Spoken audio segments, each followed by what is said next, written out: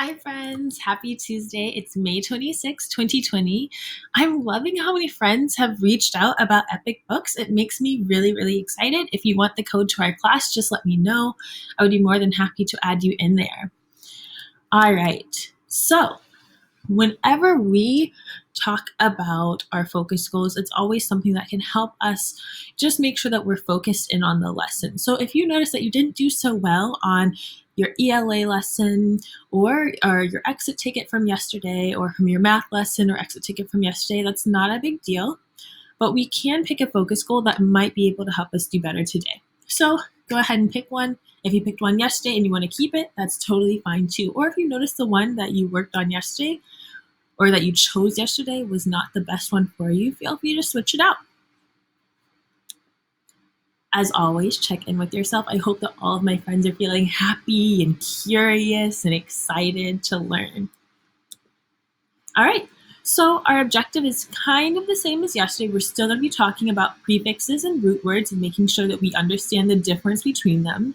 But this time we're going to focus, instead of focusing on re, miss, and pre, we're going to focus on dis, non, and un. Who remembers what re, miss, and pre mean?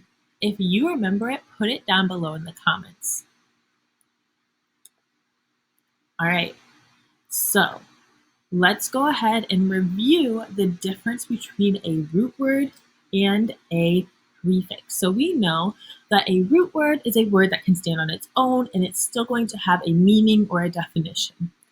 Just how, and same thing with prefixes are words, usually really small ones like 2 or 3 letters, or letters that aren't necessarily words that are added to the beginning of a root word and they change the meaning. I remember yesterday we talked about the 2 big important takeaways from prefixes that you need to remember. One is that they change the meaning of a root word, so it changes the meaning. You need to use that prefix to understand how that word changes. And 2, that it goes before the root word. It's still attached to the word, but it goes before it. It's important that you remember this because we're going to be talking about suffixes come Thursday, so it's really important to make sure that you have the idea of a prefix down and where it belongs in relation to a root word. So like I already said, we're going to be talking about our prefixes dis, non, and un, okay? So all of these mean not. All of these mean, so it's going to be kind of easy whenever we're coming up with the definitions. Hold on. It is, you can hear a siren in the background, I think. Okay, I think the siren is gone. So let's go ahead and just look at some examples really fast and just see how they change before we go ahead and practice changing the definitions for ourselves. So we have dis, which means not. So if I change this word to disinterest, whoops, I know that the root word was interest because it can stand by itself and it had a meaning. Interest means like you're curious about something, you like something, you want to know more about something. Disinterested means you're not interested in it, you're not curious about it, you don't want to know more about it. Notice how dis changed the meaning of the word. It went from being interested or curious about something to not being curious about it at all by adding just the word dis. Isn't that amazing? All right, we have non, which also means not. If I change this word, like a factor, for example, is like maybe something that,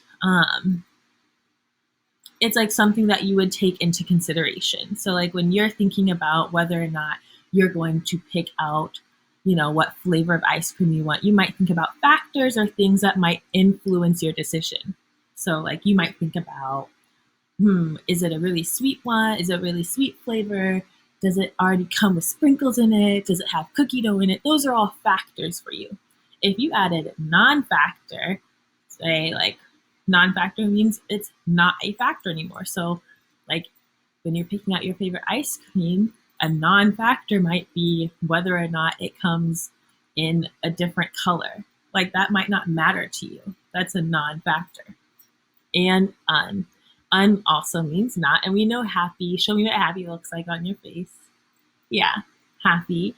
And then we know when we add un to the beginning of it, that means you're not happy anymore. So let's go ahead and practice a little bit. So I've written out some words here like I did last time, and I put your prefixes up in the top right corner just for you to reference. Remember, dis, non, and un all mean not. All right, so take a moment, because we did this together yesterday. I want you to take a moment and figure out what disinterested and disobey mean. Did you figure it out? Yeah, so first thing that you might look at is the root word. You know that interested, like we said before, means you're curious about something, you want to know about something, but now that we add dis to it, it means you're not interested. Let's look at the next one. We know our root word is obey because by itself, it still has a meaning and it's still a word. Obey is when you follow directions. Now, when you disobey something or someone, it means you are not obeying or not following directions. All right, non. So we know that non, just like dis and un, mean not. So what do you think nonfiction and non-violence mean? If you have extra time, I would also encourage you to see if you can determine what the root word is and what the prefix is. Pause the video and determine the meaning of nonfiction, non-violence, and figure out which words are the root words and the prefixes. Did you pause it? All right, let's start with nonfiction. So I know, let's start with what the root word is. I know that the root word is fiction. I know that fiction means fake. Whenever I'm talking about different kinds of books, so whether it's fiction or nonfiction, I know that fiction means fake. I know when I add the word non to it, it means not fake, or we could say real.